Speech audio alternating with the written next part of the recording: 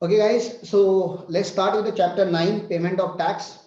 Now, my way of teaching payment of tax is quite different. I believe in more of practical approach than theoretical approach.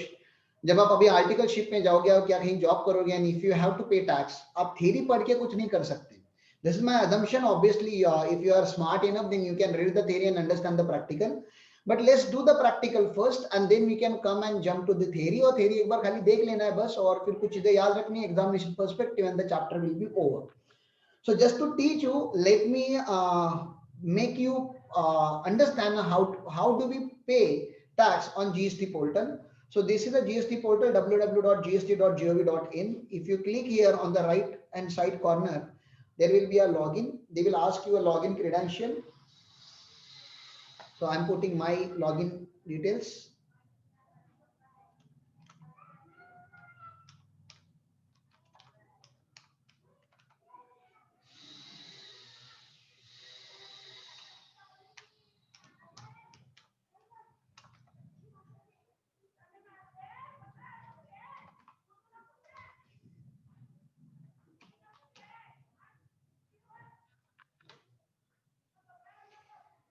So this is my GST portal. Welcome Ram Pundlik Patil. This is my name to GST common portal. और यहाँ पे आप देख सकते हैं मेरा GST number है. So this is my GST number 27 AVGPP 2760B 1ZQ. 27 Maharashtra state code है. AVGPP 2760B मेरा परमानेंट अकाउंट नंबर है. 1 मतलब मेरे GST का ये फर्स्ट रजिस्ट्रेशन है, मेरी एंटिटी का फर्स्ट रजिस्ट्रेशन है. एंड ZQ उनका अपना एक कोड है, ठीक है ना. तो दिस इज इट. आप यहाँ पे जाके मेरी प्रोफाइल भी देख सकते हो, व्यू द प्रोफाइल. तो ये हमारा एड्रेस वगैरह ये सब कुछ है. यहाँ पे डिवीजन कहाँ पे आता है वो सब लिखा हुआ है. मेरे को रजिस्ट्रेशन कहाँ से है, मेरा 1 जुलाई 2017. इसका मतलब मैं जीएसटी आने से पहले ही रजिस्टर था, क्योंकि मैं सर्विस टैक्स में रजिस्टर था. मेरा माइग्रेशन हो गया था जीएसटी में. तो ये ऐसा है. प्रोप्राइटरशिप फॉर्म है, मेरी सीए फॉर्म है. यहाँ पे ये सारी बातें मैंने बता दी आप लोगों को. प्लेस ऑफ बिजनेस है भाईंदर में, मेरा रजिस्टर ऑफिस है, कॉन्टैक्ट डिटेल्स है, अदर बिजनेसेस, वैसे सारी यहाँ पे बातें आती है. आप फिर से जाओगे डैशबोर्ड पे, अगर आप जाते हो डैशबोर्ड पे जाते हो आप अगर, तो हमने अगर लास्ट मंथ का रिटर्न भरा होता है तो हमें यहाँ पे 3 चीजें चलती है. 3 चीजें आपको दिखती है यहाँ पे.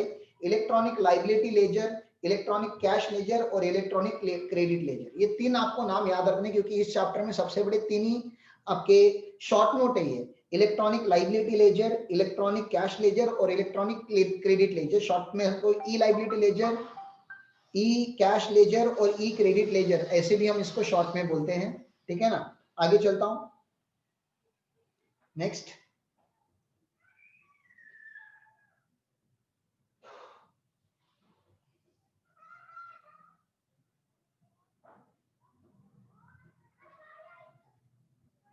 देखो सर्विसेज में क्या बोलता है ये, रजिस्ट्रेशन के रिलेटेड अगर मुझे कुछ करना है तो रजिस्ट्रेशन के ऊपर मुझे क्लिक करना होता है. तो रजिस्ट्रेशन के क्लिक में क्या क्या दिखता है आपको, application for filing clarification, track application status, application for opt off composition levy. देखो कंपोजिशन लेवी अगर मुझे करना होगा तो यहाँ पे जाके मुझे एप्लीकेशन देना पड़ेगा कि मुझे कंपोजिशन लेवी में जाना है. Withdrawal from composition levy, stock maintenance वगैरह चाहिए. अमेंडमेंट का मैंने आपको बताया था. अमेंडमेंट 2 टाइप की होती है. नॉन कोर फील्ड जो असेसी खुद कर सकता है, कोर फील्ड जो हमें अप्लाई करना होता है लेकिन डिपार्टमेंट उसको अप्रूव करना चाहिए, और कैंसिलेशन ऑफ रजिस्ट्रेशन. तो ये सारी बातें यहाँ पे रजिस्ट्रेशन में लिखी होती है. नेक्स्ट सर्विसेज में फिर से जाता हूं मैं. सर्विसेज में और क्या है, लेजर्स पूछ रहे हैं. सर्विसेज में रजिस्ट्रेशन के बाद लेजर्स है. तो यहाँ पे देखो E cash, electronic cash ledger, electronic credit ledger, liability ledger. Liability ledger आपके सेल्स में से बनता है. क्रेडिट लेजर आप जब परचेस करते हो चीजें तो परचेस में से बनता है. और कैश लेजर आप जैसे पेटीएम में वगैरह कैश डिपॉजिट करके रखते हो. आपने अगर पेटीएम यूज किया होगा अभी तो आपको पता है कि हमारे बैंक अकाउंट में से पेटीएम में पैसे जाके रिजर्व हो जाते हैं, और फिर पेटीएम से आप स्पेंड कर सकते हो, और पेटीएम से आप अपने बैंक अकाउंट में रिटर्न भी ले सकते हो अगर आपको यूज नहीं करना है वहां पे पैसे. तो यहाँ पे क्या है, गवर्नमेंट ने टैक्स भरने के पहले कैश लेजर में पैसे डिपॉजिट करो ऐसे बोला हुआ है. You can deposit higher amount also, कि आप आपके पास अगर थोड़ा एक्स्ट्रा पैसा है, आपको अप्रोक्सीमेट कितना लाइबिलिटी आएगा पता नहीं होगा, जैसे 98,000 का लाइबिलिटी आने वाला है, यू कैन डिपॉजिट 1 लाख, वो 2,000 वहां रहेगा, that can be utilise in the next month. ऐसी बात हो रही है यहाँ पे. फिर से सर्विसेज में जाता हूँ, आपको पोर्टल पे क्या क्या होता है वो दिखा रहा हूँ मैं. फिर थर्ड पेमेंट आता है, पेमेंट. थर्ड लेजर आता है पेमेंट. अब पेमेंट में मैं जा रहा हूँ क्रिएट चलान, ठीक है ना. ये देखो सेव चलान, चलान हिस्ट्री. तो सबसे पहले मैं जा रहा हूँ क्रिएट चलान. पेमेंट करने के पहले आपको चालान क्रिएट करना पड़ता है। आपको एक बात बता दूं, जब जीएसटी लॉ इतना एडवांस नहीं था और तभी जब हमें पेमेंट करना पड़ता था बिफोर जीएसटी 2017, तो हमें एसबीआई वगैरह जो गवर्नमेंट के बैंक अकाउंट होते हैं जहां जहां पे जिस बैंक में, तो समझ लो एसबीआई अकाउंट में इनकम टैक्स डिपार्टमेंट का या वैट डिपार्टमेंट का या सर्विस टैक्स डिपार्टमेंट का बैंक अकाउंट है। तो हमें एसबीआई में आर्टिकल लोगों को एसबीआई में लाइन लगानी पड़ती थी, बड़ी बड़ी लाइन, 2010 2011 की बात कर रहा हूँ, बड़ी बड़ी लाइन लगानी पड़ती थी और कैश या चेक से हमें पेमेंट करना पड़ता था। और उस दिन पेमेंट करने के बाद 1-2 दिन के बाद हमको जाना पड़ता था चालान लेने, जब वो चेक क्लियर होगा गवर्नमेंट के अकाउंट में तो चालान लेने के लिए अलग से लाइन। मतलब टैक्स भरने के लिए मैंने अपनी आर्टिकलशिप में 2-2 3-3 दिन वेस्ट किए हुए, ठीक है ना, टैक्स भरने के लिए, टैक्स पे करने के लिए, आप समझ रहे हो, तो इतना डिफिकल्ट था। अभी देखो चालान, और आप जब काउंटर पे जाते थे तो चालान भरने पड़ते थे बड़े बड़े हमको। आपने कभी चेक डिपॉजिट किया होगा तो आपने भी चालान भरे होंगे। तो वैसे टैक्स डिपॉजिट का भी चालान था, उसमें name of the assessee, address of the assessee, contact number, email ID, कितना रुपीज आप टैक्स भर रहे हो, rupees in words, rupees in numbers, दुनिया भर की चीजें लिखनी पड़ती थी। यहाँ पे चालान एकदम सिंपल है। लेकिन चालान में क्या क्या होता है आपको याद रखना है। चालान में 2 टाइप के हेड होते हैं, मेजर हेड और माइनर हेड। मेजर मतलब बड़े हेड और माइनर मतलब उनके छोटे हेड। तो मेजर हेड इनको बोला जाता है सीजीएसटी, आईजीएसटी, सेस और महाराष्ट्र एजीएसटी। तो लोगों को पहले स्टेट गवर्नमेंट को पेमेंट करने के लिए अलग चालान भरना पड़ता था, सेंट्रल गवर्नमेंट को पेमेंट करने के लिए अलग चालान भरना पड़ता था। अभी देखो सेंट्रल टैक्स भरना हो या इंटीग्रेटेड टैक्स भरना हो या महाराष्ट्र गवर्नमेंट का टैक्स भरना हो या सेस भरना हो, ये चारों टैक्स हम भरते हैं और चारों टैक्स के लिए उन्होंने सेम चालान बना के रखा हुआ है। मतलब सीजीएसटी, एजीएसटी, आईजीएसटी और सेस भरने के लिए आपको अलग अलग चालान क्रिएट करने की जरूरत नहीं है। आप जस्ट नंबर यहाँ पे डालते जाओ, 100 रुपीज ये हो गया, 100 रुपीज ये हो गया, 100 सेस तो भरता नहीं है कभी, हमारी सर्विस पेपर सेस नहीं है। तो यहाँ पे देखो मैंने यहाँ पे 300 लिखा, यहाँ पे 300 रुपीज का टोटल चालान हो गया और रुपीज इन वर्ड्स खुद ही आ गया, रुपीज 300 वर्ड। तो मुझे तो कुछ करना ही नहीं पड़ा, तो टोटल भी नहीं करना पड़ा, खुद ही ले लेता है। सर कभी कभी अगर आपने डिले पेमेंट किया तो आपको इंटरेस्ट भरना पड़ता है। तो इंटरेस्ट कितना है सर हमारे जीएसटी में, तो 18% पर एनम का इंटरेस्ट चलता है ऑर्डिनरी केसेस में, और अगर आप फ्रॉडुलेंट काम करोगे तो 24% पर एनम का इंटरेस्ट चलता है। तो पकड़ लो मुझे 20 रुपीज का इंटरेस्ट भरना है, तो मैंने इंटरेस्ट भी जोड़ दिया यहाँ पे, ठीक है ना। पेनाल्टी तो यूजुअली हम भरते नहीं, तो मैंने 0 रख दिया, चलो पेनाल्टी मुझे भरनी नहीं है। और अगर मेरा रिटर्न अगर डिले गया हुआ है, एक दिन भी अगर मेरा रिटर्न डिले होता है तो वहां पे, और डेटा वाला रिटर्न होगा तो 25 रुपीज का सेंट्रल गवर्नमेंट का पेनाल्टी लगता है, 25 रुपीज का स्टेट गवर्नमेंट का पेनाल्टी लगता है। तो पकड़ लेता हूं मैं यहाँ 25 रुपीज का फीस और स्टेट का 25 रुपीज का फीस। एक दिन डिले हो गया तो यहाँ पे पेनाल्टी फीस लग गया, लेट फाइलिंग फीस। और भी मुझे कुछ पेमेंट अगर करनी होगी गवर्नमेंट को, तो यहाँ पे देखो ये माइनर हेड में करनी होती है। तो सीजीएसटी की कितने माइनर हेड है, 1 2 3 4 5, याद रखो। 4 मेजर हेड होते हैं, 4 मेजर हेड होते हैं और उनके 5 माइनर हेड होते हैं। मेजर हेड कौन से होते हैं, सीजीएसटी, आईजीएसटी, एचजीएसटी और cess. CGST, HGST, IGST, cess, ये मेजर हेड हो गए। उनके माइनर हेड क्या क्या होते हैं, हम गवर्नमेंट को क्या क्या दे सकते हैं, तो tax, interest, penalty, fees, other, ठीक है ना। Tax, interest, penalty, fees, others, tax, interest, penalty, fees, others, ये माइनर हेड हो गए। तो मेजर हेड, माइनर हेड मैंने बता दिया। फिर मोड ऑफ पेमेंट देख लो। मोड ऑफ पेमेंट यहाँ पे मुझे 3 बातें बता रहा है ये, E payment, over the counter and NEFT, RTGS. Over the counter मतलब ये चालान यहाँ से डाउनलोड होगा, आप प्रिंट लो और जहां पे गवर्नमेंट के अकाउंट होते पुराने सिस्टम जैसा, आप वहां पे जाके कैश डिपॉजिट करो या चेक दे दो उसको, मतलब उस बैंक में जिस बैंक में गवर्नमेंट का अकाउंट है। लेकिन ओवर द काउंटर का लिमिट है 10,000 के ऊपर आप पर रिटर्न आप चालान भर नहीं सकते। 10,000 के ऊपर गवर्नमेंट बोलता है अगर आपको टैक्स भरना है तो आपको ऑनलाइन ही भरना है। ई पेमेंट, एनईएफटी आप कितना भी कर सकते हो। एनईएफटी करना है आपको, एनईएफटी मतलब डायरेक्ट ट्रांसफर मारना है अपने अकाउंट में से। तो दुनिया भर के यहाँ पे बैंक उन्होंने आपको दिखाएंगे, ठीक है ना। इतने सारे बैंक है जहां से गवर्नमेंट एनईएफटी एक्सेप्ट करता है, बहुत सारे बैंक है एनईएफटी में, ठीक है ना। तो एनईएफटी में तो बहुत सारे बैंक हो गए, लेकिन एनईएफटी भी हम प्रेफर नहीं करते क्योंकि एनईएफटी में बैंक के पास जाओ, मगजमारी करो, एनईएफटी का फॉर्म भरो, आरटीजीएस का फॉर्म भरो, तो टाइम लगता है। The most convenient mode of payment is E payment. और ई पेमेंट अगर आपको करना होता है तो आपको ई पेमेंट करने के लिए ई पेमेंट क्लिक करके आपको आगे जाना पड़ता है। मैं जो मेरा इररिलेवेंट डेटा वो सारा डिलीट कर देता हूं, मैंने आपको खाली बताने के लिए इसे बताया था। तो ये मैंने सारे इररिलेवेंट डेटा मैंने डिलीट कर दिए और आपको मैं खाली 100 रुपीज का एक पेमेंट करके दिखा देता हूं कि देखो 100 रुपीज का आईजीएसटी में भर देता हूं, ठीक है ना। 100 रुपीज खाली आपको दिखाने के लिए। जनरेट चालान, मैंने चालान जनरेट कर दिया। यहाँ पे आता है ऊपर देखो चालान जनरेटेड सक्सेसफुली। अब आपको अलग अलग डेटा याद रखना है। सबसे पहले यहाँ पे सीपिन नंबर आया, सीपिन नंबर। अब सीपिन नंबर कितने डिजिट का होता है वो देखो, तो वन, ये देखो यहाँ पे लिख नहीं पा रहा हूँ, 1 2 3 4 5 6 7 8 9 10 11 12 13 14। तो सीपिन नंबर अपना होता है 14 डिजिट का। सीपिन जो होता है चालान पेमेंट आइडेंटिफिकेशन नंबर जो होता है वो कितना है, ये common portal identification number, common portal identification number जो है वो आपका होता है 14 डिजिट का, 14 डिजिट का। आज की तारीख क्या है, तो चालान जनरेशन डेट है 11 नवंबर। 11 नवंबर अभी चालान जनरेट हुआ है, आपके सामने मैंने जनरेट किया। और चालान एक्सपायर कब होगा, 26 नवंबर पे। तो आप देख सकते हो चालान जनरेट हुआ है 11 नवंबर पे, चालान एक्सपायर होने वाला है 26 नवंबर पे। मतलब आपको एक मल्टीपल चॉइस क्वेश्चन मैंने पढ़ा दिया, चालान एक बार जनरेट हो जाता है पोर्टल पे तो उसका वैलिडिटी होता है 15 डेज का। अभी मैं लॉग आउट भी कर दूं, मैंने चालान बना के रख दिया। अब यूजुअली ये चालान वगैरह मैं नहीं बनाता, ये सारा जो हमारे स्टाफ है, मेरे फ्रेंड जो होते हैं वो सब बनाते हैं, आर्टिकल्स वगैरह यहाँ पे बनाते हैं। मुझे खाली फोन आता है कि पेमेंट करना है, तो पेमेंट मैं आज भी कर सकता हूँ, कल भी कर सकता हूँ, 2 दिन के बाद भी कर सकता हूँ, क्योंकि 15 डेज का वैलिडिटी है इसका चालान का। ऐसे नहीं कि 15-20 मिनट में एक्सपायर होता है, 15 डेज का वैलिडिटी है। इस पे मेरा जीएसटी नंबर खुद ही आ जाता है, मेरा नाम भी खुद ही आ जाता है, मैंने टाइप कुछ भी नहीं किया। मेरा ईमेल एड्रेस और एड्रेस जो है वो उनको सिक्योर रखने के लिए वो एक से एक डाल के रखते हैं, और मोबाइल नंबर भी आ जाता है। फिर एक बार कंफर्म करने का कि मुझे एग्जैक्टली टैक्स कौन सा भरना था, तो मुझे आईजीएसटी भरना था, तो मैंने आईजीएसटी ले लिया। अब प्रेफर्ड बैंक क्या होता है और नेट बैंकिंग क्या होता है। प्रेफर्ड बैंक मतलब जिसमें से मैं यूजुअली पेमेंट करता हूँ। तो आप देख सकते हो मेरा अकाउंट, करंट अकाउंट जो है वो आईसीआईसीआई बैंक और एचडीएफसी में, तो मुझे वो प्रेफर्ड बैंक में आईसीआईसीआई और एचडीएफसी दिखा रहा है। और नेट बैंकिंग में देखूंगा तो आपको नेट बैंकिंग में इतने बैंक से ये एक्सेप्ट करता है। एक बार आप चेक कर लो कि आपका जिस बैंक में अकाउंट है वो बैंक यहाँ पे आपको दिख रहा है क्या, चेक कर लो। आप लोगों का बैंक का अकाउंट यहाँ पे है, वो दिख रहा है क्या, देखो आप लोगों को। मैं आपको दिखाने के लिए मैं करूंगा आईसीआईसीआई से, ठीक है ना।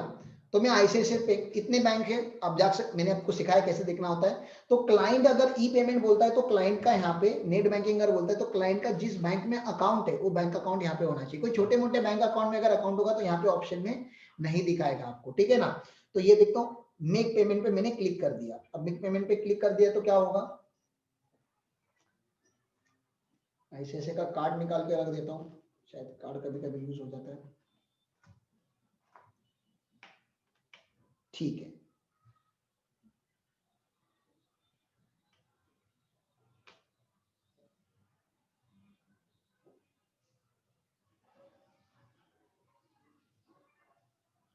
पोर्टल कभी कभी काम नहीं करता,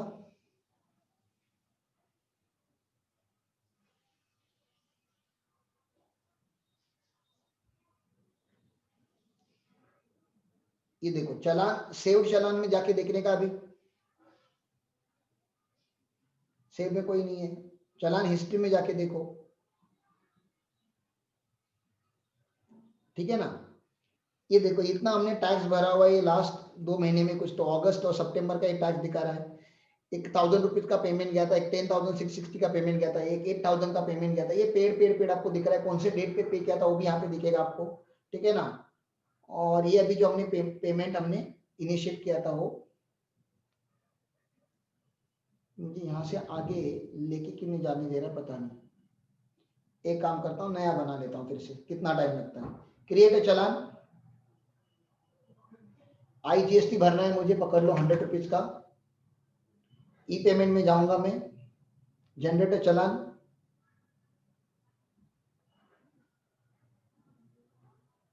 ठीक है। प्रेफर्ड बैंकिंग,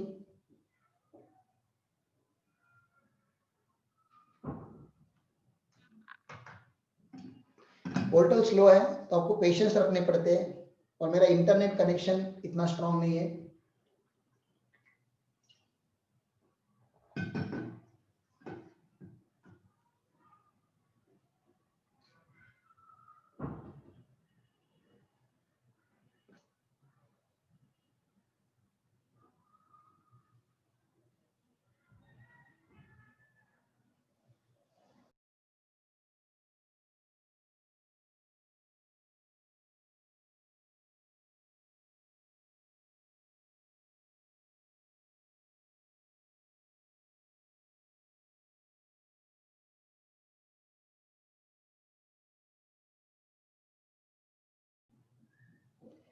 तो ये देखो, एक बार आप आईसीआईसीआई के चालान मोड पे आ गए तो यहाँ पे मेरा जीएसटी नंबर आ गया, कॉमन पोर्टल आइडेंटिफिकेशन नंबर आ गया, मुझे IGST 100 रुपीज का भरना है और फिर मैं यहाँ पे क्लिक करूंगा पे एज अ रिटेल यूजर।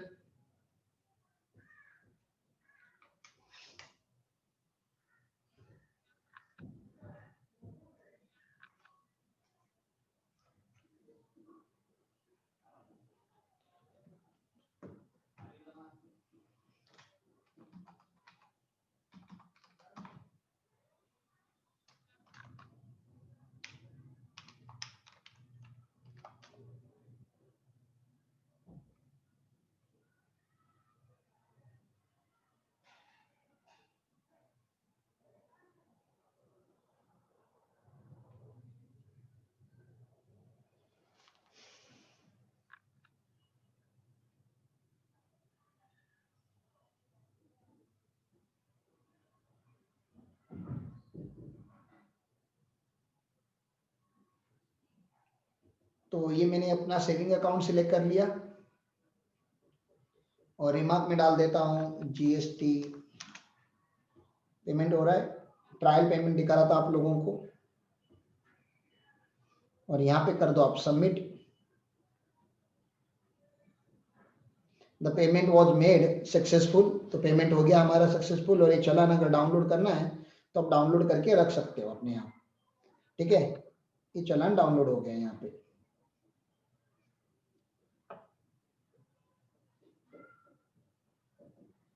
ये आप क्लाइंट के साथ शेयर कर सकते हो कि सर देखो ये इतना पेमेंट हमने किया था 100 रुपीज या जो भी है, तो this is how you should make the payment.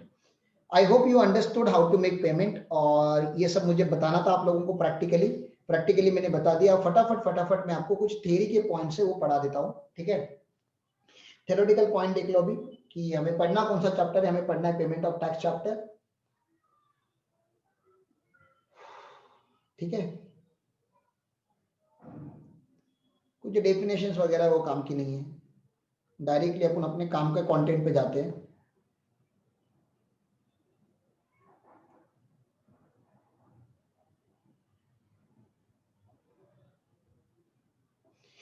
देखो electronic cash ledger, electronic cash laser का नेचर कैसे है मैंने आपको बता दिया। पेटीएम जैसा आप करते हो जहां पे पैसे जमा करके रख दो, बस पैसे ट्रांसफर। अभी मैंने क्या किया, मैंने अपने इलेक्ट्रॉनिक कैश लेजर में पैसे ट्रांसफर किए, कहीं जाएंगे नहीं, वो कैश लेजर में पड़े रहेंगे, जब भी मुझे टैक्स भरना होगा मैं यूटिलाइज कर लूंगा, I am not at any loss, ठीक है ना। तो ऐसा है, electronic cash laser contains summary of all the deposits and payment made by the tax payer. Electronic cash laser is maintain on the GST common portal, अभी आपको मैंने दिखाया। The electronic cash ledger has to be maintained in a prescribed form on common portal by the person liable to pay tax। चलो ठीक है। Payment के mode क्या है, what are the mode of payment, मैंने बताया आपको ऑनलाइन मोड भी है और ऑफलाइन मोड भी है। ऑनलाइन में मैंने अभी आपको दिखाया इंटरनेट बैंकिंग से भी कर सकते थे आप, डेबिट कार्ड क्रेडिट कार्ड से भी कर सकते हो, और यहाँ पे कोई लिमिट नहीं है। एनईएफटी आरटीजीएस आप करोगे तभी भी कोई लिमिट नहीं है, लेकिन over the counter OTC payment करोगे जहां पे चालान जाके आपको बैंक में डिपॉजिट करना पड़ता है पैसा, वहां पे गवर्नमेंट ने 10,000 का लिमिट लगा कर रखा है, 10,000 पर चालान पर tax period by the cash cheque और डिमांड ड्राफ्ट, ठीक है ना। या और भी कोई मोड से आप टैक्स की पेमेंट कर सकते हो आगे जाके। अब ओटीसी का एक एक्सेप्शन याद रख लेना, ओटीसी का एक एक्सेप्शन है, अगर कल विजय माल्या अंकल ने कुछ 500-600 करोड़ का टैक्स नहीं भरा है, कल अगर वो आके बोलते कि मैं 500 करोड़ का टैक्स भरूंगा लेकिन कैश में भरूंगा, तो गवर्नमेंट ये नहीं बोलेगा कि अरे वो 10,000 का लिमिट है ओवर द काउंटर का, गवर्नमेंट चुपचाप ले लेगा पैसे वो। तो गवर्नमेंट बोलता है कि भैया वो तो पेमेंट का तो ठीक है, आप 10,000 का जो लिमिट है वो यहाँ मत लगा देना। कहाँ मत लगा देना, non applicability of the limit, वो 10,000 का लिमिट है उसका कहाँ एप्लीकेबिलिटी नहीं लगाना, यहाँ पे प्रॉपर ऑफिसर और any officer authorise to recover the outstanding dues, आपके ऊपर रिकवरी का प्रोसीडिंग चालू हो गया, रिकवरी कर रहे हैं अभी टैक्स का, by attachment of the proceeding और सेल ऑफ मूवेबल और इमूवेबल प्रॉपर्टी, तो उसमें तो ओटीसी का पेमेंट का ये लिमिट नहीं लगेगा। To collect by way of cheque cash demand draft during the investigation and enforcement activity, ठीक है ना। इन्फोर्समेंट मतलब आपका ट्रक पकड़ा गया और अभी के अभी आपको टैक्स भरने बोल रहे हैं। और गवर्नमेंट डिपार्टमेंट के ऊपर ऑब्वियसली कोई लिमिट नहीं है, क्योंकि गवर्नमेंट डिपार्टमेंट जब जीएसटी भरता है तो वो कितना भी भरने दो, ठीक है ना। तो ये यहाँ पे बता दिया। सर एनईएफटी फुल फॉर्म क्या है, national electronic fund transfer, RTGS का फुल फॉर्म क्या है, रियल टाइम ग्रॉस सेटलमेंट, ये तो आपको बैंकिंग टर्म्स है उसका, और जीएसटी का कुछ खासा लेना देना नहीं है। पेमेंट चालान, ये देखो सबसे पहले मैंने आपको क्या बताया था, व्हाट आर दी सीपिन, ठीक है ना, सीपिन सीन बीआरएन, ये सारे क्या होते हैं। तो अभी अभी मैंने आपको एक पीडीएफ ओपन करके बताया था डाउनलोड्स में, ठीक है ना। तो CPIN stands for Common Portal Identification Number. It is created for every challan successfully generated by the taxpayer. It is a 14 digit. मैंने आपको काउंट करके बताए थे. And CPIN validate for 15 days. ये हो गए आपके दो MCQs, ठीक है ना. 14 digit का होता है Common Portal Identification Number और 15 days का validity होता है. सीन क्या है? सीन तो चलो जब चालान आइडेंटिफिकेशन नंबर होता है, ये जनरेट करता है बैंक, और जब पेमेंट हो जाती है तो इसमें सीपिन जो है 14 डिजिट कॉमन होते हैं और 3 जो होते हैं वो बैंक के कोड होते हैं कि एग्जैक्टली कौन से बैंक का आपका पेमेंट गया. तो आईसीआईसीआई बैंक का मैंने कहता हूं, वहां पे बैंक का कोड उतना ऐड हो जाएगा. CIN is generated by the authorised bank or Reserve Bank of India when the payment is actually received by authorised bank or RBI और credited in relevant government account. तो मैंने क्या किया था, मैंने ऑनलाइन पेमेंट किया था, तो वहां पे क्या टेंशन ही नहीं है, डायरेक्टली पेमेंट क्या हो जाता है, क्रेडिट हो जाता है. Next, BRN or bank reference number is the transaction number given by the bank for the payment against the challan. ठीक है ना.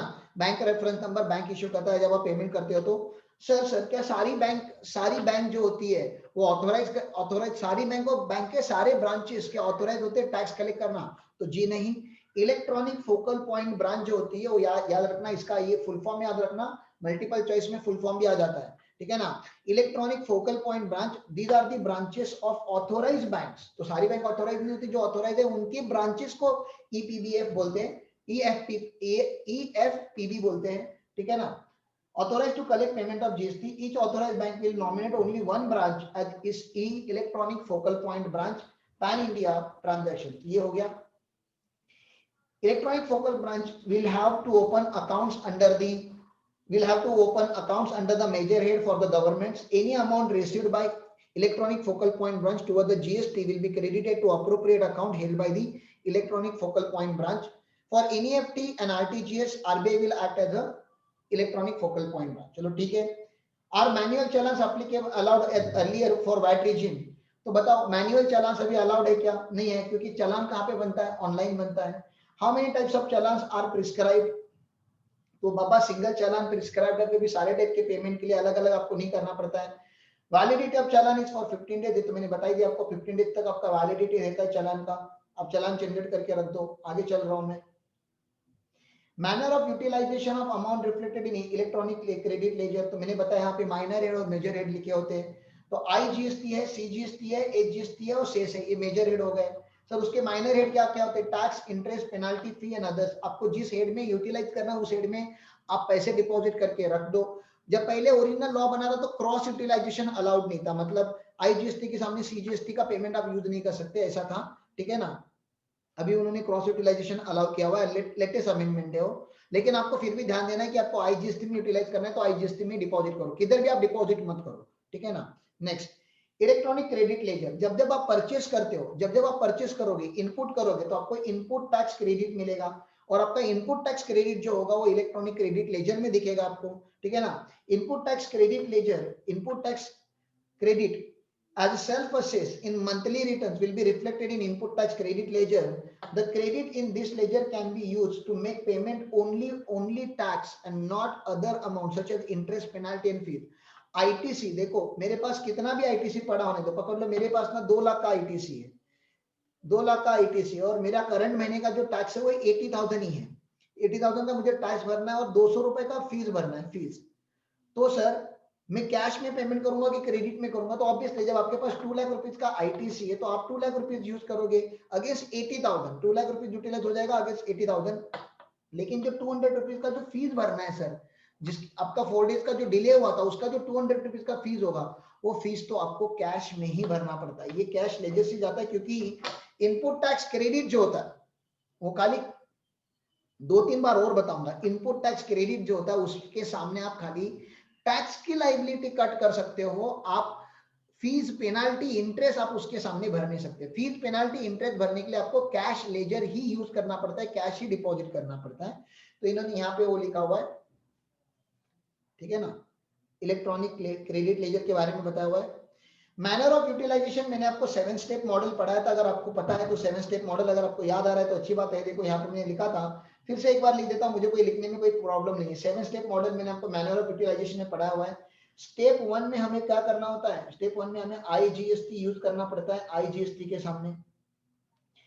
स्टेप 2 में क्या करना होता है? फिर हमें आईजीएसटी यूज करना होता है सीजीएसटी या HGST, ठीक है ना। ये हमने अभी नए ऑर्डर में पढ़ा था, in any order and any proportion. ये आपको जैसे यूज करना आप वैसे यूज करो, आप ट्राई करो कि आपका कैश आउटफ्लो कम से कम हो। फिर स्टेप नंबर 3 क्या होता है, वो चेक स्टेप होता है। IGST का जो क्रेडिट होता है, ये जो ITCs होते हैं और ये आउटपुट लाइबिलिटी है, ठीक है ना। तो IGST का जो क्रेडिट है टू बी कंप्लीटली एग्जॉस्टेड, ये कंप्लीट एग्जॉस्ट हो जाना चाहिए, ये कंप्लीटली एग्जॉस्टेड। फिर फोर्थ पॉइंट क्या आता है, IGST to be completely exhausted. Fourth point क्या आता है, फिर फोर्थ पॉइंट आता है आपका CGST आप यूज कर सकते हो, you can utilise CGST against CGST का पेमेंट। और अगर ये खत्म नहीं हो रहा है तो यू कैन यूटिलाइज CGST का credit to offset IGST। Step number 5। Step number 6 आप क्या कर सकते हो, HGST का credit you can utilise to offset HGST का लाइबिलिटी। और अगर ये नहीं कर पा रहे हो तो what you can do is HGST का credit you can utilise to offset IGST का liability. But one thing is for sure, you can never utilize CGST का credit to offset HGST का liability and HGST का credit to offset CGST का liability। ये possible नहीं है, ये possible नहीं है। तो these are the 7 step model manner of utilization। ये मैंने आपको फर्स्ट चैप्टर में डिटेल में पढ़ाया हुआ है, ठीक है ना। तो please revise it from first chapter, और यहाँ से पढ़ सकते हो, कोई बड़ी बात नहीं है। यहाँ पे उन्होंने 7 स्टेप मॉडल को लिख के दिया हुआ है, और उन्होंने खुद भी बोला है कि हमने ऑलरेडी डिस्कस किया ही है ये सब बातें, आगे चल रहा हूं मैं, ठीक है ना। इलेक्ट्रॉनिक लाइबिलिटी लेजर, जब अपना GSTR1 भरते हो आप, GSTR1 भरा जाता है 10th of the following month पे, ठीक है ना। और क्वार्टरली होगा तो अब क्वार्टरली जब आपका क्वार्टर एंड होता है तो उसका 10th of the following quarter आपको क्या भरना पड़ता है, GSTR1 भरना पड़ता है। GSTR1 में आपको आउटवर्ड सप्लाई आपने जितना भी किया हुआ है, आउटवर्ड सप्लाई मतलब आपका सेल्स, आपकी सर्विसेज, आपका टर्नओवर उस महीने का या उस क्वार्टर का या उस टैक्स पीरियड का आपको दिखाना पड़ता है। इससे आपकी टैक्स लाइबिलिटी जनरेट होती है, टैक्स लाइबिलिटी जनरेट होती है। तो टैक्स लाइबिलिटी जनरेट होके कहां रुकेगी सर, टैक्स लाइबिलिटी जनरेट होके इलेक्ट्रॉनिक लाइबिलिटी लेजर में आपने दिखती है। और इलेक्ट्रॉनिक लाइबिलिटी लेजर के सामने फिर हम इनपुट टैक्स क्रेडिट और कैश यूटिलाइज करके इसको हम ऑफसेट करते हैं। तो याद रखो यहाँ पे electronic liability ledger will reflect the total liability of the taxpayer after netting off for the particular month। netting off मतलब सेल्स रिटर्न होगा, डेबिट नोट, क्रेडिट नोट होगा, वो सारा एडजस्ट करके वो लायबिलिटी आपको दिखाया जाता है। ऑर्डर टू डिस्चार्ज टैक्स, तो सबसे पहले क्या करेंगे, सबसे पहले प्रीवियस पीरियड का, अगर आपका जनवरी का टैक्स बाकी है तो आप फरवरी का टैक्स नहीं भर सकते, पहले आपको जनवरी का टैक्स भरना पड़ता है, फिर आप करंट मंथ का टैक्स भरो। और फिर अगर आपको कोई नोटिस या डिमांड आया होगा तो फिर नोटिस या डिमांड का, तो याद रखो ऑर्डर पहले क्या भरना पड़ेगा हमें, what is the right order, पहले हमें प्रीवियस पीरियड का टैक्स भरना पड़ेगा, फिर करंट ईयर का टैक्स भरना पड़ेगा, और लास्टली हमें अगर कोई नोटिस या डिमांड आया हुआ है सेक्शन 74 का तो हमें वो भरना पड़ेगा। तो this is the sequence in which you are suppose to pay tax, ठीक है। रूल्स प्रोवाइडेड, फिर यहाँ पे डेबिट लेजर और क्रेडिट लेजर के बारे में कुछ शॉर्ट नोट लिखी हुई है, वो क्या डेबिट होता है क्या क्रेडिट होता है वो लिखा हुआ है। ये भी आपको मैं पढ़ाऊंगा कि पहले how this new payment is benefited. अभी आपके सामने बैठे बैठे मैंने ऑनलाइन पेमेंट किया, ना बैंक में मुझे जाके लाइन लगानी पड़ी, ना किसी को रिक्वेस्ट करना पड़ा, चालान के लिए मुझे फिर से नहीं जाना पड़ा, इट इज मोर कन्वीनियंट। और ये जो सिस्टम है टैक्स भरने का, ये 24/7 चालू रहता है। इसका भी समरी में एक अपने को क्वेश्चन मिलेगा, वो हम पढ़ लेंगे। सब next important concept is interest. Sir interest कितना भरना पड़ता है हमें, इंटरेस्ट भरना पड़ता है आप लोगों को, देखो मैंने इंटरेस्ट कितना भरना पड़ता है मैंने आपको बताया था, 18% पर एनम का इंटरेस्ट लगेगा, और 24% का लगेगा जब आपने एक्सेस क्लेम किया था, इनपुट टैक्स क्रेडिट या excess reduction of output tax liability, आपने ऐसा कुछ किया होगा तो आपको फ्रॉड किया होगा तो 24% का लगेगा, नहीं तो आपको 18% का ही टैक्स लगेगा, ठीक है ना। अभी ये लॉग आउट होने आया है, लॉग आउट होने के लिए आई गए यहाँ पे अभी, तो हम लॉग आउट मतलब होने के बाद फिर से एक 15 मिनट का और एक लेक्चर ये कंटिन्यू करते हैं, तो please join me immediately. Log out होने के बाद इमीडिएटली आप मुझे ज्वाइन करो प्लीज, ठीक है ना। Sir transfer of input tax credit possible है क्या, तो है।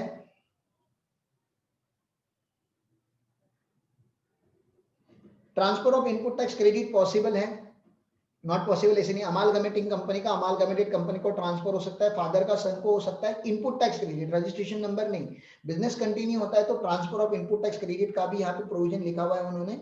और ये लेटेस्ट रिकैप्चुलेट मुझे नेक्स्ट लेक्चर में लेना है, फटाफट मैं आपको पढ़ाया, जो पढ़ा प्रैक्टिकल भी दिखाया, थियरी भी पढ़ाया, अभी रिवीजन भी ले लेता हूँ, उसके क्वेश्चन भी ले लेता हूँ, ठीक है ना। तो जस्ट इमीडिएटली मुझे ज्वाइन करिए, इमीडिएट